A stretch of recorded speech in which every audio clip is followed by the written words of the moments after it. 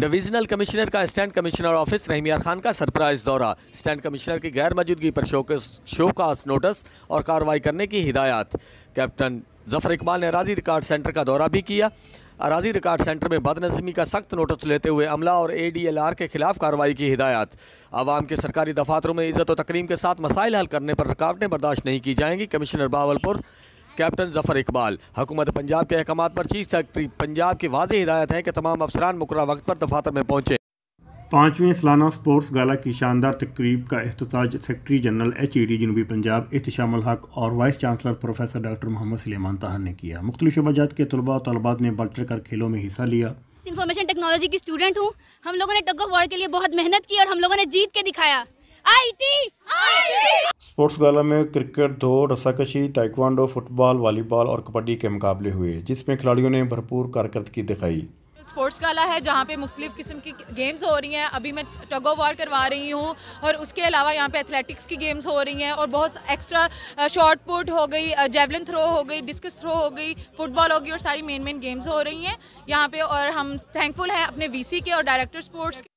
شہری مختلف کھیلوں کے مقابلے دیکھ کر محظوظ ہوتے رہے۔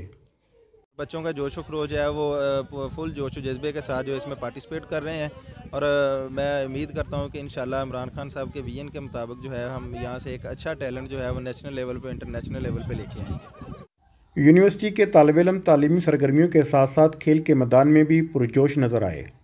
اسپورٹس یونیورسٹیز میں اتنی ہی امپورٹنٹ ہیں جتنی کہ ان کی ایجوکیشن یا تعلیم۔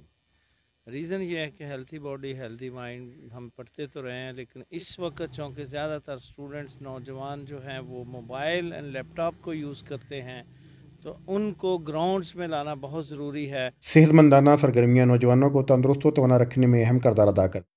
پاکستان کو سرسبز و شاداب اور آلودگی سے پاک بنانے کی مہم کا آغاز وزیراعظم پاکستان عمران خان نے کیا۔ حکومت پنجاب وزیر اعلیٰ سردار عثمان بزدار کی قیادت میں عملی طور پر گامزن ہے۔ موسم بہار کی شجرکاری مہم میں ارکان اسمبلی بھی بھرپور حصہ لے رہے ہیں۔ یہ ہمارے پرائم منسٹر عمران خان صاحب کا اصل میں بیسکلی یہ ان کا ویژن تھا، جس کے تحت یہ ہماری گورنمنٹ ہر سال یہ بھرپور شجرکاری مہم جو چلا رہی ہے، اور اس پہ اب تک ہم نے اربوں درخت جو واضح مثال نظر ہیں آپ کے تھرو، میڈیا کے تھرو نظر آ رہے ہیں، جو ہم نے گراؤنڈ پہ لگائے ہیں، جس پہ کام کر رہی ہے گورنمنٹ، سنجیدہ ہو گئے۔ اسی بیس پہ ہی ہمیں انٹرنیشنل اس کی فورم پہ سربراہی ملی، اور میں یقین کرتا ہوں کہ انشاءاللہ تعالی ہم ہر گھر ہر فرد مل کے جب ہم یہ شجرکاری کریں گے، موسم بہار میں پودے لگائیں گے، اس سے ہماری آنے والی نسلوں کا فیوچر سیو ہوگا۔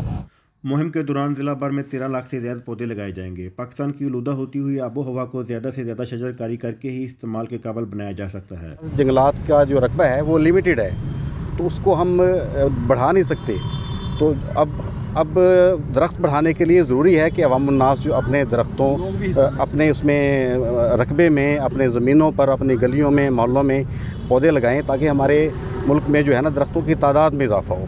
تو یہ عوام کی امداد کے بغیر نہیں ہو سکتا۔ ایک قوم کی حیثیت سے موسمیاتی تبدیلیوں سے بچانے میں ہر فرد کو اپنا کردار ادا کرنا